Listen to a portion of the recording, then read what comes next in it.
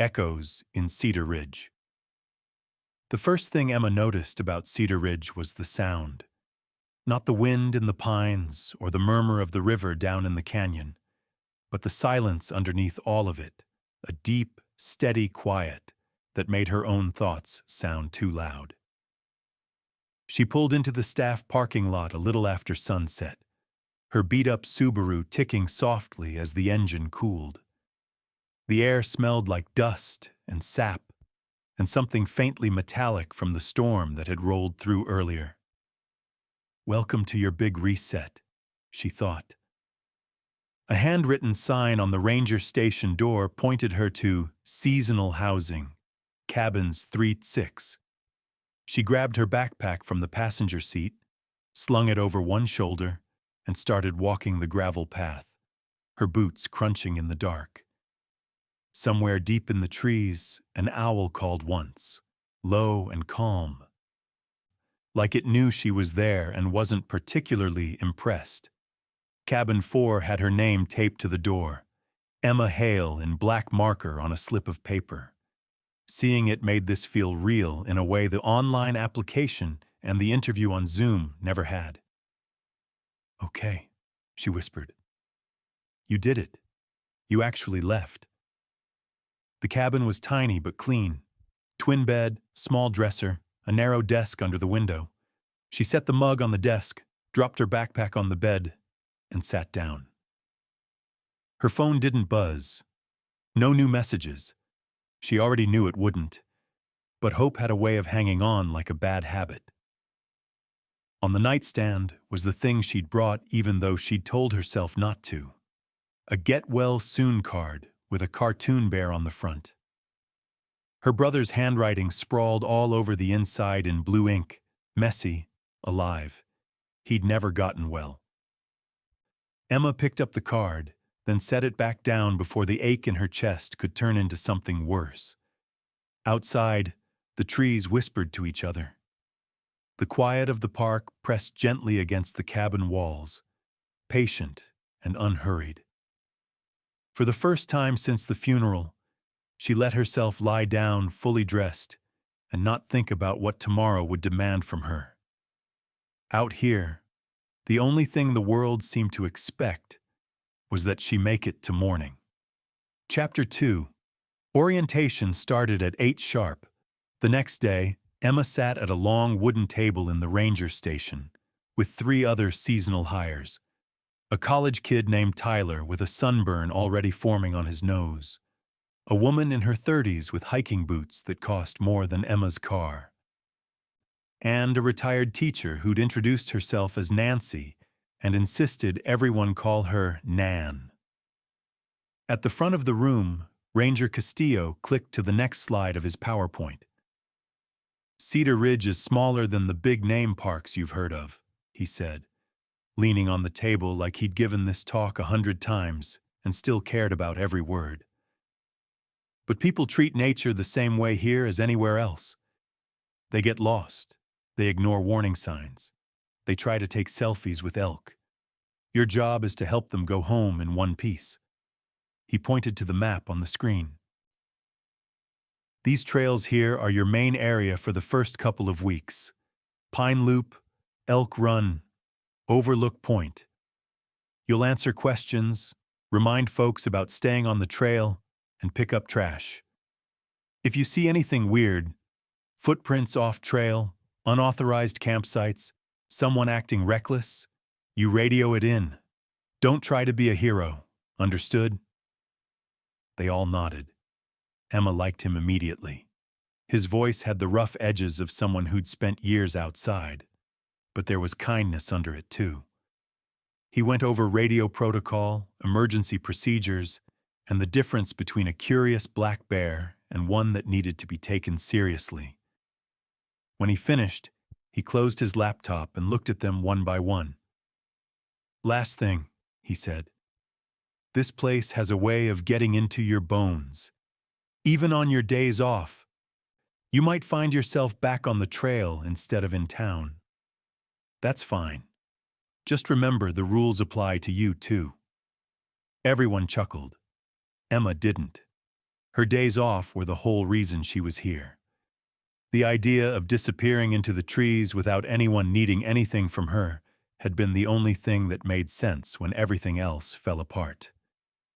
After orientation, they were each assigned a radio, a bright green volunteer vest, and a trail for the afternoon. Castillo handed Emma her folder. "Overlook Point," he said. "Good views, popular. Watch for people getting too close to the edge." He paused. "You a hiker?"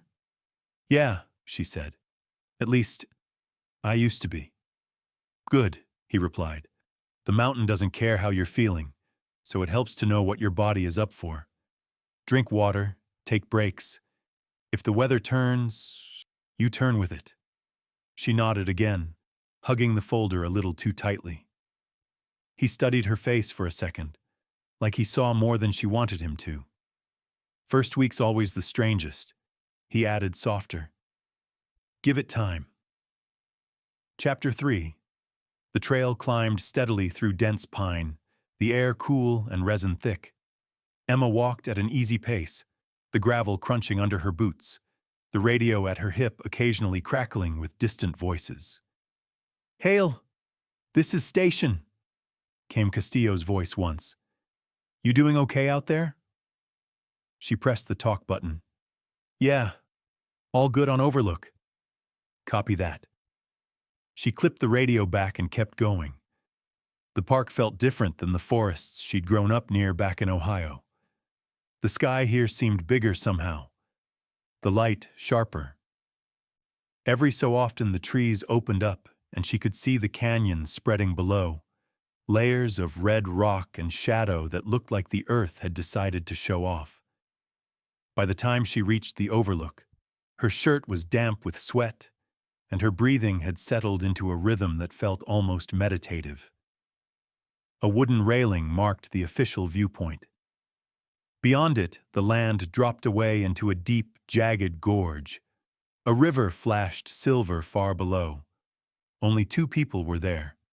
An older couple in matching windbreakers taking turns with a camera phone. "Excuse me," the woman called as Emma approached. "Could you take a picture of us?" "Sure," Emma said. She took the phone, lined up the shot, and waited while they adjusted their smiles. "Ready?" "Go right ahead, dear." She snapped a few, handed the phone back, and stepped aside. "Thank you," the woman said. "Do you ever get tired of this view?" Emma glanced out over the canyon. "No," she said before she could overthink it. "I don't think you're supposed to." They laughed, said something about how lucky she was, and then went back down the trail, their voices fading into the trees. Suddenly the overlook was quiet. Completely, fully quiet. Emma walked to the rail and rested her hands on the rough wood. The wind rose from the canyon, cool and dry, lifting a few strands of hair from her face. She thought of hospital air that smelled like bleach and plastic, the way machines hummed and beeped around her brother's bed, the way the world had felt too small and too loud all at once. "Hey," she whispered, not sure who she was talking to. "I made it." A hawk circled far below, effortless and precise. The silence soaked into her like water into a dry sponge. For the first time in months, her chest loosened. She stood there a long time until a group of college kids arrived with backpacks and Bluetooth speakers, asking where the best angle was for Instagram. Life, she thought, always finds its way back in. Chapter 4. Days fell into a pattern. Mornings on the trail, afternoons back at the station, logging visitor numbers, refilling brochure racks, listening to Nan tell stories about middle schoolers from her teaching days. Evenings in her cabin with a book she didn't always read, the card from her brother tucked in the drawer beside her. She called her mom once a week. The conversations were thin, careful things. "How's the park?" her mom would ask. "Big, pretty, hot," Emma would say. You eating enough? Yeah. I saw Mrs. Kellerman at the grocery store. She asked about you. That's nice. Silence. The shape of the person who wasn't on the call hovering between them. They would talk about bills and the broken porch step and whether the cat seemed lonely. They almost never said his name. After each call, Emma would walk outside and sit on the cabin steps, letting the night sounds push the static out of her head. Crickets, owls, the wind moving through pine needles like waves. That was where Castillo found her one night. You off duty, but still in your vest? He said, nodding at the bright green fabric draped over her shoulders like a blanket. Oh, yeah. She shrugged it off, suddenly embarrassed. He sat on the bottom step, arms resting loosely on his knees. Tough day? She thought about saying no, about brushing it off with a joke. Instead, she heard herself say, My brother loved parks like this. He was supposed to visit me here. Castillo didn't look surprised. What happened? He asked. Not nosy, just open. He got sick last year, she said. Cancer. It went fast. The word felt smaller than the thing it held. I'm sorry, he said quietly. She nodded, staring at the dirt by her boots. We used to hike together, she went on. He always said he wanted to be a ranger one day. I thought if I came out here, maybe I'd feel closer to him. Or maybe I just wanted to be somewhere that didn't look like everything back home. Hospitals, funeral homes, the empty chair at the kitchen table. Castillo was silent for a moment. People come to parks for all kinds of reasons, he said. Vacations, bucket lists, Instagram. But some come because they're trying to remember how to live. He glanced up at the sky, where the stars were just starting to appear. I lost my brother when I was your age, he added. Different story, same hole.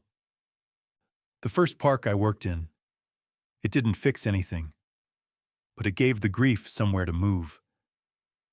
Emma swallowed, her throat tight. How? She asked. I walked, he said simply. I talked to trees like a crazy person. I learned the names of birds.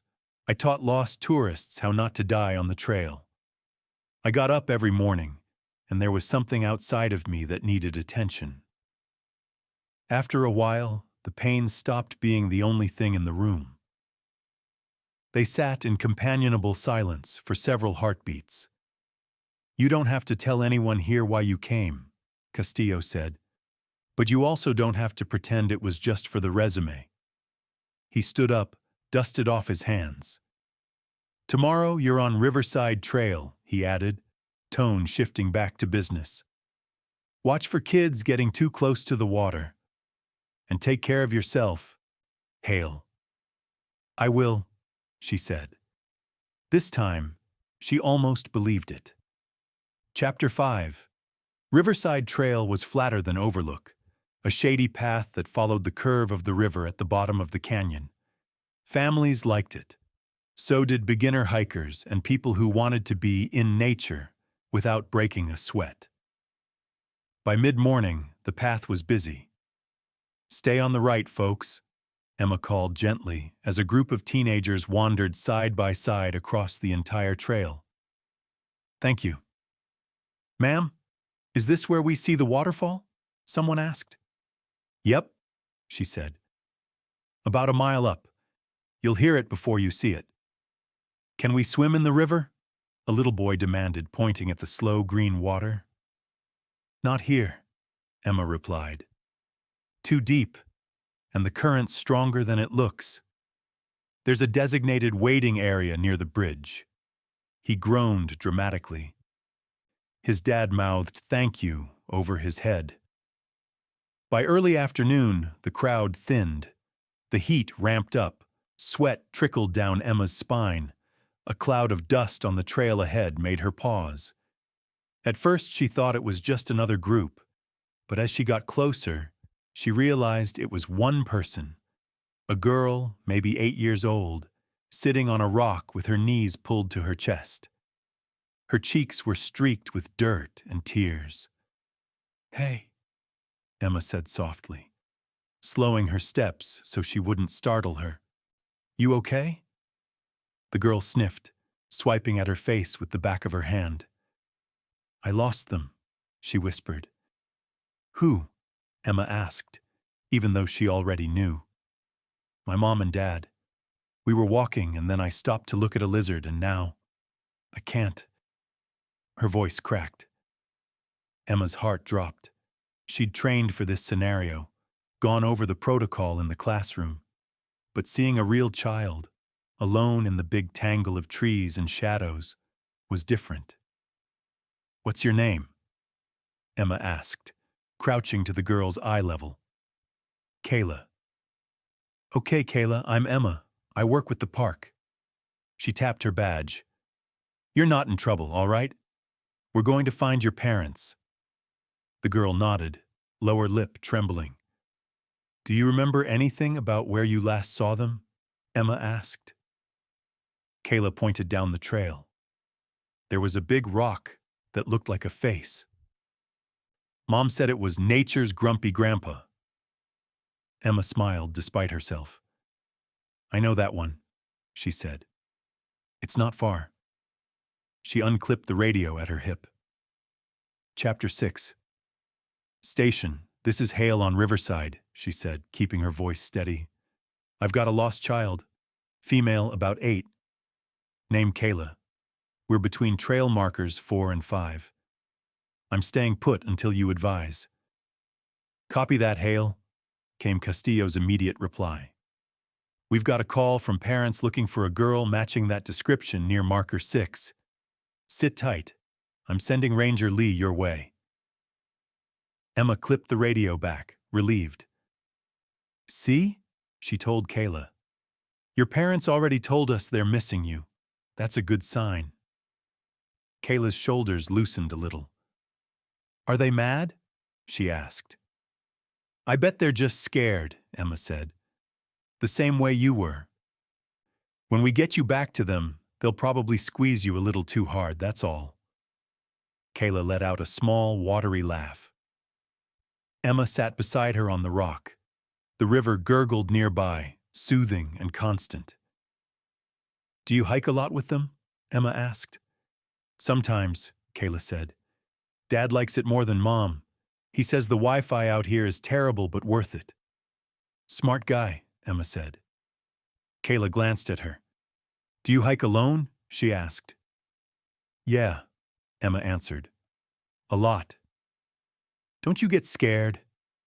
Emma thought about hospital corridors at 3 a.m., about empty bedrooms, about the way grief could make even a crowded room feel like a desert. "Sometimes," she said. "But I have a rule.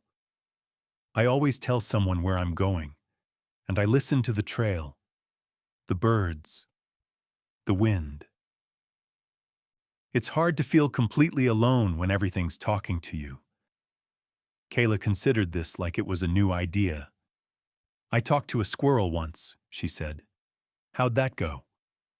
"It just stared at me and ate a Cheeto." Emma grinned. "Sounds about right." They sat there together until footsteps crunched up the trail behind them. "Hale?" Ranger Lee's voice called. "Over here." A moment later, a tall ranger appeared, followed by 2 frantic adults. "Kayla!" her mother cried. The girl scrambled off the rock and ran into her arms. Her father enveloped them both. "Oh my God," her mom breathed. "We were so scared." "Sorry," Kayla mumbled into her shirt. Her father looked up at Emma. "Thank you," he said, voice rough. "We only turned around for a second." "It happens," Emma said. "You did the right thing calling it in." Ranger Lee went over a few safety reminders with them, calm and kind, while Kayla's parents clung to her like they'd never let go again. As they started back down the trail, Kayla turned and waved. "Bye, Emma," she called. "Bye, Kayla. Enjoy the grumpy grandpa rock," Emma replied. When they were gone, the quiet folded back around her. She stood there alone on the trail, heart still beating fast. Not from fear this time, from something else. Something like purpose. Chapter 7. That night, Emma took her brother's card out of the drawer for the first time since she'd arrived at the park. She sat at the small desk, the only light in the cabin coming from the little lamp with the crooked shade. The card was bent at the corners from being handled too much in those early days. The cartoon bear on the front looked ridiculous now, the bright balloons almost offensive. Inside, his messy handwriting wound across the page. "M, if this thing knocks me down again, don't let it knock you down too. Promise me you'll still go find the big stuff. Mountains, oceans, whatever. Send me pictures so I can pretend I'm not stuck in bed, okay? Love you more than all the trail mix in the world. Nate." She traced the letters with her thumb. "I found the big stuff," she whispered. "You'd like it here." Outside, a coyote yipped in the distance. Something small skittered across the roof. The park settled around her like a heavy, comfortable blanket. Emma opened a new message on her phone and scrolled to the group chat she hadn't used in months. Nate and M hikes. It still had his profile picture, him grinning at the top of some trail in Smoky Mountains, hair plastered to his forehead with sweat, arms flung wide like the world was his. She typed, "Made it to Cedar Ridge. Helped a lost kid find her parents today. View from the canyon looks like Mars. You'd make a bad joke about aliens. I miss you." Her thumb hovered over the send button. She hit it. The message went nowhere, obviously. No raid receipt. No 3 dots typing back. But somehow, seeing her own words sitting there in the quiet thread made her feel like she'd opened a window in a room that had been closed too long. The grief didn't lift. It didn't disappear. But it shifted, just slightly, like a stone in a river rolling over so the water could move around it instead of crashing against it. Summer deepened. Emma learned the names of wildflowers and the patterns of clouds that meant afternoon storms. She traded stories with Nan and Tyler over cheap coffee in the staff kitchen. She woke up before sunrise just to watch the light spill over the canyon, even on days she wasn't scheduled. The park got under her skin the way Castillo had said it would. On her last week as a seasonal ranger, she hiked up to Overlook Point one more time alone. The trail felt familiar now, each bend and rise greeting her like an old friend. When she reached the railing, the canyon opened up in front of her, vast and indifferent and somehow welcoming. She took a photo with her phone and attached it to another message in the old chat. "Hey Nate, this view is ridiculous. I think I finally get why you loved places like this so much. It doesn't make missing you easier, but it makes breathing easier. That's something, right?" She didn't send this one.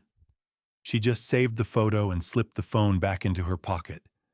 The wind rose from the gorge, cool against her face.